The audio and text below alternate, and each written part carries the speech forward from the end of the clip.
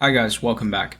In the last video we spoke about how to get your account set up and sign up for Fbmfox. In this video we're going to go over the first module basically, and that's how to sign up for TikTok and make that integration. So if you go into account settings in Fbmfox, you should see a whole bunch of tabs here.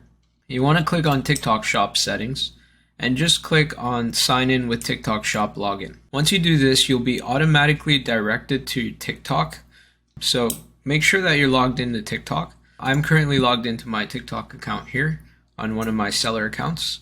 Next, you want to click on North America seller, click on United States and hit next.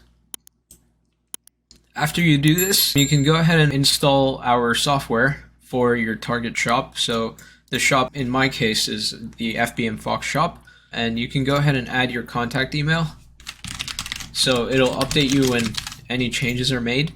And additionally, you could add your phone number, but I'm going to skip that for now. Next, I'm going to hit confirm and install.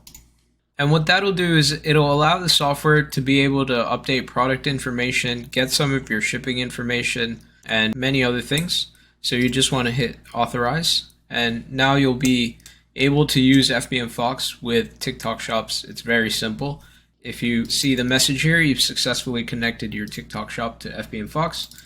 And if you want to sign out, you want to disconnect it, you can very easily do it with one click.